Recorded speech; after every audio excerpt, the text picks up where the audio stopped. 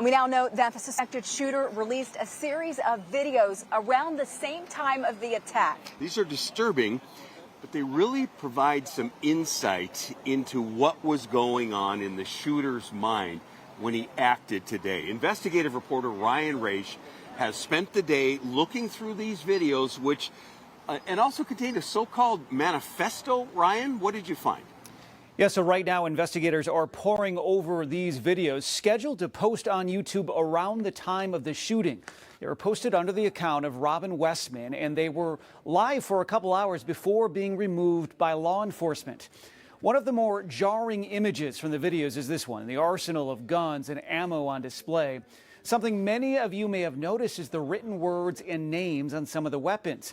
One of the guns says "Kill Trump," and others have the names of notable mass shooters, including Ruppnow, likely a reference to Natalie Ruppnow, the suspected mass shooter in Madison last year. The name Robert Bowers is also written on one of the weapons. He was responsible for the deadliest attack on the Jewish community. We don't know when this video was shot, but there is a reference to tomorrow. Take a listen. Tomorrow. I'm sorry to my family. But that's it. That's the only people I'm sorry to. Those kids. It's really disturbing to listen to. In addition to the guns and ammo, the video also flips through these pages of what appears to be a manifesto. It's addressed to my family and friends, saying in part, "I'm a sad person, haunted by these thoughts that do not go away. I know this is wrong, but I can't seem to stop myself." In another video, this one, Westman shows a different letter written in another language and ending with this map. It appears to be of a church, possibly a critical clue for investigators. Now, we see several guns in those videos. Police say only 3 were used in the attack. Guys, all 3 purchased legally and recently. Lindsay. All right, that was a point made by the chief earlier today. Thank you so much, Ryan. And soon after the shootings this morning, the police swarmed multiple locations connected to the shooting. Investigative reporter Eric Rasmussen was first on scene at one of 3 locations connected to Westman.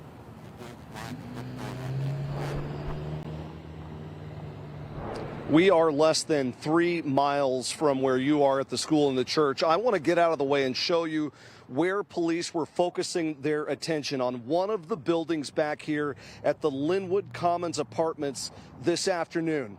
And now look at this video. A little before 2 p.m., we caught a glimpse of investigators carrying out a large box of evidence. You should see it here in the video. Now, it is hard to make out, but when I was watching this play out in real time, I noticed what appeared to be at least part of a rifle or another firearm in that box. This was all from an apartment on Lyndale Avenue here in Richfield, connected to the suspect. And back at their family's home, a couple of miles away in Minneapolis on South First Avenue, neighbors described to me the chaotic scene when police moved in there.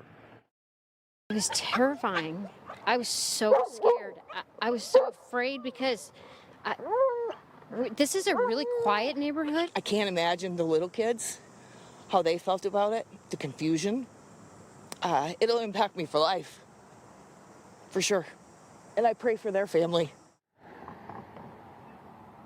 We've also learned the suspect's mother worked at the church. The church shared this picture on Facebook back in 2021 saying Mary Grace Westman had just retired from Annunciation. Now, I called and emailed her today, but I have not yet received a response. And back out here live, police wrapped up their search here a few hours ago. Not a lot of people at these apartments are talking, but recently here this evening, I bumped into at least one resident who said she was at least aware of this suspect and had actually raised concerns about what she called strange behavior from that person in the past. We're live here in Richfield tonight. Eric Rasmussen, 5 Eyewitness News. 4, 3, 2, 1. All right, Eric, thank you so much. Now, earlier today, we spoke with ABC News senior justice correspondent Pierre Thomas about this situation. He says investigators, of course, will be taking a look at every part of the shooter's life, the suspect's life, looking for any clues they can.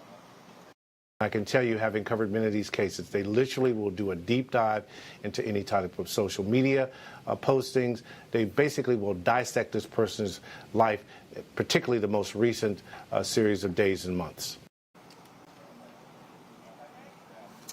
And Pierre Thomas also noted that sadly, mass shootings like this are being more common all across the country.